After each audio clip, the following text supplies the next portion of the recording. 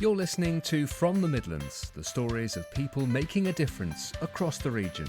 Our presenter is Gail Downey. On this episode of From the Midlands, we'll be hearing from a Warwickshire woman who took the idea of Lego is life and ran with it to turn it into a business which encourages more youngsters into science and engineering, but with a twist. Meninda Kaur-Laxman runs the Young Engineers Warwick franchise, and she joins us now. Hello. Hi, thank you so much for having me. So Lego is life. What do you mean by that? I just think Lego is accessible to everyone, young and old. I think it's a great medium, it's tactile, it's multi-sensory, and I think I very, very rarely find anyone that doesn't enjoy interacting with it. And you run the Young Engineers Warwick franchise, which is part of a much bigger group. So what do you do? So Young Engineers provide workshops and after-school clubs and enrichment programs where we teach children mechanical engineering concepts and physics principles, all using our bespoke Lego kits. And we get children to develop a whole range of life skills alongside that. And these are after-school clubs, holiday clubs that the children come along to. Do the children have to have an interest in science and engineering first, or does this encourage them to have an interest? Not at all. They just need to come and just have an open mind as to being able to play with Lego. We've even had children where the parents love Lego and the child doesn't, but they don't realise how much they're learning. So we teach them certain concepts and principles, and then they build a model based on that to see the principle in action, and then we'll pose a problem with the model they've built. So all of our models are functional, however not fully.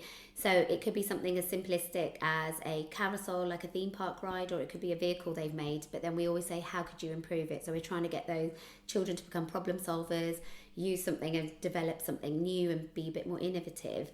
However, I will always get parents that will call me or drop me an email saying, on the way home, you know, my 5-year-old daughter, I was driving around the roundabout and she was like, Mummy, that's centrifugal force because it's pushing me away from the centre. And that was something we covered in one of the sessions, but they start making those links and applying it to the world around them, which is really nice to see. And it's really nice to get that feedback because you're not sure how much of the theory they're actually getting in. And you have it's not actual Lego, but it's Lego-like, isn't it? We just need to be clear about that. So it's Lego-like. So just talk me through some of the pieces and the colours and the kind of things you've already described, like a carousel that the children can actually build. So our kits are a bespoke tray. So every piece of Lego has a slot, which really helps children just get grounded and they can easily identify where the pieces are. It takes them a session or two to figure out where all the pieces are. But just with this simple tray, as opposed to having boxes and boxes of different types of Lego, from one simple tray they can make over 300 or 400 different models that are part of our 2-year programme. They make a range of different models, and each week they build on the knowledge they've done, like from the previous weeks, and they get introduced to a new concept. They start developing their skills in terms of being able to be a bit more innovative and creative as well. So we have some children that can just look at the demo model and they're able to replicate it and improve it. We also have step-by-step instructions for the children if they need them, so they can follow it step by step and build something. But then we have other children that take the concept and they're like, oh, actually, Miss, can I just make my own thing? But I'll include that mechanical component within there. And it's really great to see that it can be really flexible because we teach in multi-age range classes. So we'll have 5-year-olds working alongside 12-year-olds. And initially the 12-year-olds are a bit put out. But the 5-year-olds are so creative, and it's so nice to be able to facilitate the ideas they have in their head into realisation, because that's what it's all about. And the Lego-like blocks that you have here, they're all different colours, aren't they? Yeah, they are. And does that also help the children as well? So I think the colours are just there just so it's easier to identify the different pieces. There's no real reasoning why certain blocks are red, certain are green or whatever, but I think it just kind of helps them identify when they start coming to sessions over the course of the term. It's this block that I need, which is the green one. The red ones are the ones that I use here, especially the pins and the connectors and a lot of the Lego Technic pieces that we have, because a lot of the children, as much as they play with Lego, they don't always use a lot of the Lego Technic pieces and the motors, so it's nice for them to be able to have access to that and just be able to identify the pieces they need to use. And when you talk about Technic pieces, what do you mean? A lot of these pieces are Lego Technic pieces, so they don't come in the traditional Lego sets. They come from for some of the other kits where they have certain specific models. So I do get some children saying, "Oh, Miss, that's from set number 53214." And as much as I love Lego, I'm just like, I have no idea what kit they're talking about. So these are pins, cogs, wheels, and all that kind of thing, which presumably help them make a machine if a machine is what's needed. Yeah, that's right. So they'll even make prototypes of washing machines, so they get to know how belt transmission works. Because I think when we were growing up, you know, if something broke down in the house, Mum and Dad would look in the yellow pages, they'd order a part from someone, we'd wait several weeks for it to arrive, and then on a Sunday, we'd all be there. It'd be a family project. My dad would open the washing machine, he'd ask for pieces to be passed to him, and, you know, we'd pass him the tools. And, you know, I've seen him, you know, put another belt on the washing machine. Whereas our culture now is it's so much more cheaper to replace the whole machine than it is to actually get the parts or call in a specialist to kind of fix and repair the machine, which is such a shame. And I know there's so many more repair cafes popping up everywhere, which is something you really want to encourage, because if the children know, oh, this is how you get the drum of the washing machine to spin, it's just nice that they would have the confidence to actually go ahead and start opening up the machine, you know, as they get older, or kind of encourage their grown-ups to do so as well. And do you find that when some of the children come along, some have more of an aptitude for this than others? Definitely. I think some of them just naturally take to it like duck to water, or, you know, some of them kind of get that tunnel vision. They know what they want to get from the session, and they kind of take an idea and run with it. There's others that need a lot more support. So we will kind of sit with them, encourage them, and kind of give them certain pointers and steps and markers for them to reach. So they all go away with having achieved a working model. You know, I think it's so important for their confidence and their self-esteem to have something that works. And, you know, one of our key takeaways every session is don't compare yourself to anybody else. You know, when you come to the session, don't worry about what someone else is building. Just focus on what you're building, because everybody else, you know, it's all differentiation by outcome. So everyone's going to build something completely different, although the idea is the same. So everybody's making a theme park ride today. Everyone's going to have their own spin on it and take on it. And you run this as an after-school club or holiday club. Do you think that schools are missing a trick by not using something like this? Definitely. So I have worked with some schools where they've brought in my services, and I've done a standalone workshop or a series of classes or a course over the course of the half term or full term, which has been great, and the schools love it. But it all comes down to funding and time on the timetable. So there's a lot of links with the DT and science curriculum, which it kind of cross-references, which is the reason why they've been able to buy in my services. But I think for them to justify it long term has been a bit of an issue in terms of finances and funding. But an idea that I did have was almost like a leasing system, so the schools could lease the kits from me because they are owned by the franchise. And that was one way. The franchise is so flexible. They've been really supportive with all the ideas that I kind of have. And I'm like, it'd be great if we can get it into schools, or if we can get it into Scouts clubs or any other clubs that really want to, or the community groups that want to use it, even libraries. And they said the only way around it would be a leasing system, because you couldn't have 50 franchises within Coventry and Warwickshire pop up. So that's another idea that I'm trying to explore and kind of get set up, because it would be affordable, and then they'd have me on hand to kind of top up any pieces that need replacing, giving them a fresh set of lesson plans to use over the next half term or term. So they're constantly getting that kind of refreshed lessons rather than it just being sat there. And I know firsthand as a teacher, we've previously bought Lego, you know, and we've tried to use it in our lessons, but it sits there in the store cupboard. No teacher has the time to actually go online to the portal, download the lesson plans, have a few minutes to go through it themselves before they deliver the session to the children. And as much as the idea is great, unless you've got somebody who's allocated that, it's really hard to find the time. So initially, when you first get a new product in schools, everyone's enthusiastic about it, but if a member of staff leaves, the training hasn't been passed on. So the way I've tried to do my leasing program is that anybody could just pick up the lesson plans and they could just go ahead with it and run with it, and everything's physical rather than being on screen. So most of our stuff was all digital, but I've just printed it all, and we've tried to use it in classes so the kids are away from screens, because they do too much on screens anyway. When we introduced you, we talked about Lego is life with a twist. You're very keen on this emotional well-being. Give us a bit of background about that side of your life. So I've been a teacher for 20 years and I've taught in loads of different settings, both internationally and in the UK. So I've been around a bit. So I used to work in a lot of inner London city schools and pupil referral units, what they were called in those days, and they used to provide an alternative provision. I worked at a regional secure unit with children that had mental health issues, and particularly with adolescent boys, especially in a lot of inner London schools. We just found, I did one of my thesis on the reasoning why a lot of adolescent boys are so disaffected from the curriculum and why they choose to go down a path of drugs and crime. And I think a lot of it is early intervention, is just trying to spark that interest with them. And so I'm really passionate about getting this into schools and getting this into alternative provisions, or maybe possibly setting up my own alternative provision and running something to kind of support that for the children. I just really like the fact that Lego is so accessible to everybody. So I've done this in residential care homes as well with the elderly, and it's been really nice for them to have access to this and do something tactile, because it does delay the onset of early dementia. It kind of gets them developing their motor and growth skills again as well, and it gives them a chance to connect with their grandchildren and great grandchildren. I had one resident at the care home who was in tears because he was like, other than saying hi, how are you and how's school, conversation ends after that, and their great grandchild is on a tablet or a screen and they're sat there talking to their children, which is nice. But this has been great to have like a multi-generational workshop or something everybody could access together.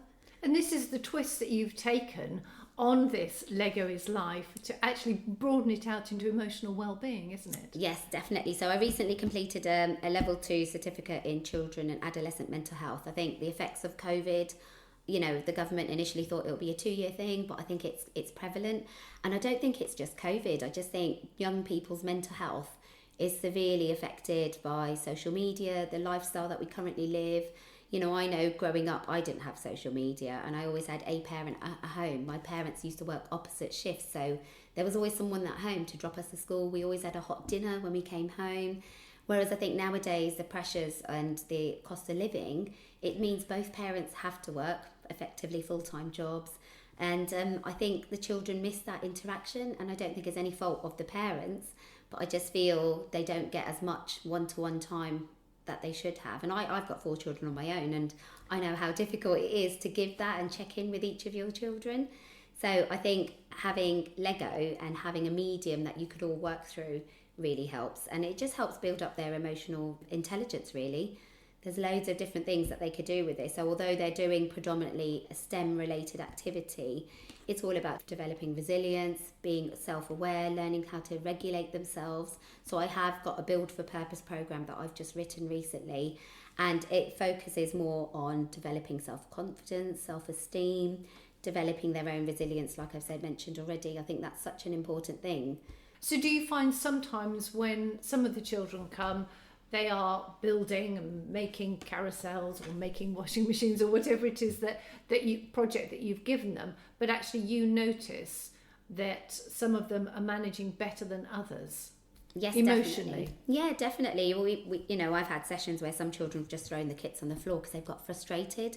There's this whole culture of instant gratification as well, especially with social media and even simple things like the TV. Even if children aren't on social media, and we've got young children in our sessions, because we do have sessions running from 5 all the way up to 15, and we've rolled it all the way up to 19-year-olds now. But they're so used to just being able to put whatever they want on TV, whereas our generation had to wait for adverts, or we had to wait for a certain time for a children's show to be actually presented on TV.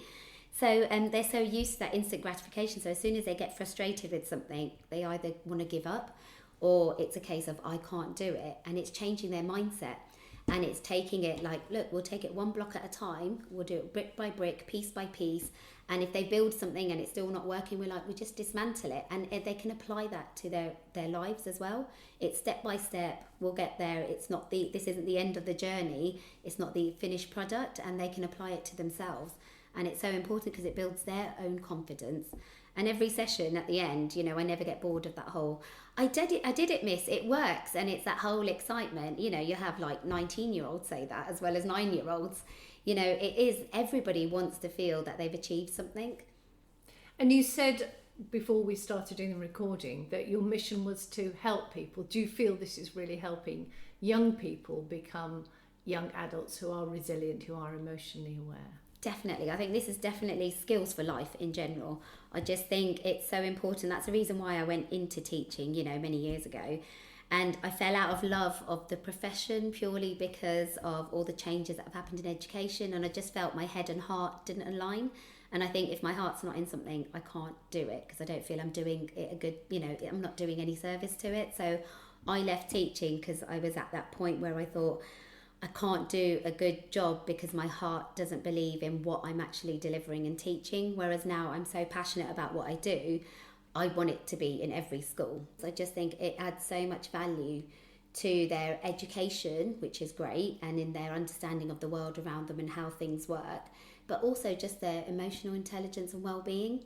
Social and emotional learning is so important, and although they're working standalone with their own kits, there's a whole element of collaboration, because if they're building something and they need a piece that's not within their kit, they're going to have to start bartering with somebody else, because it's that whole, I'll give you this block, but can I trade it for that gear because I want to add this to mine? Because, that's one of our key things within our sessions.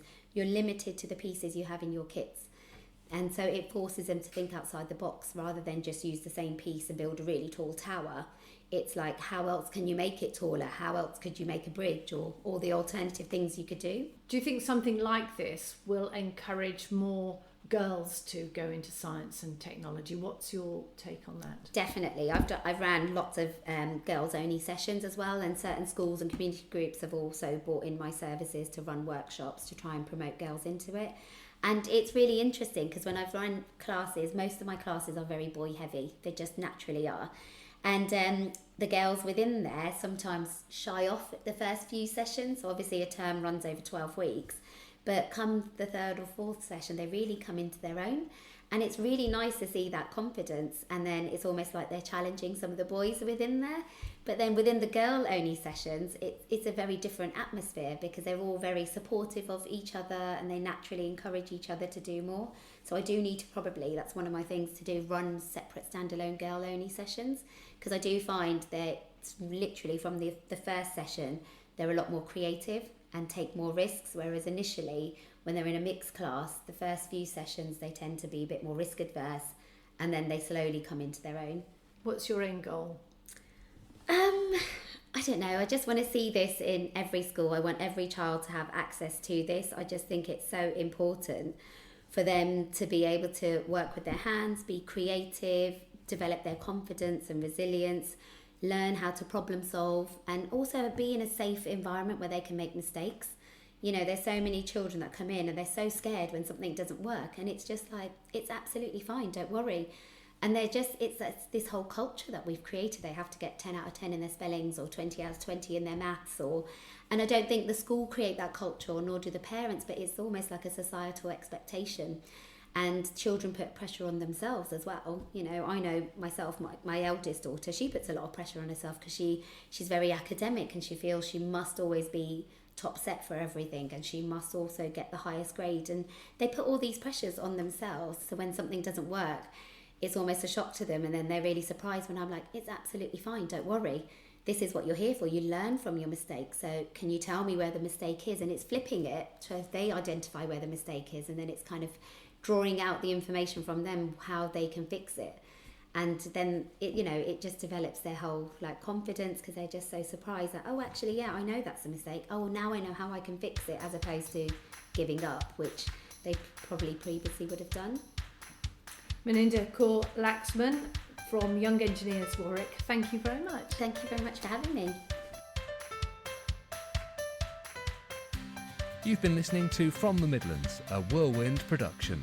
If you've enjoyed listening and would like to sponsor this series of podcasts, details are available on our website at fromthemidlands.co.uk.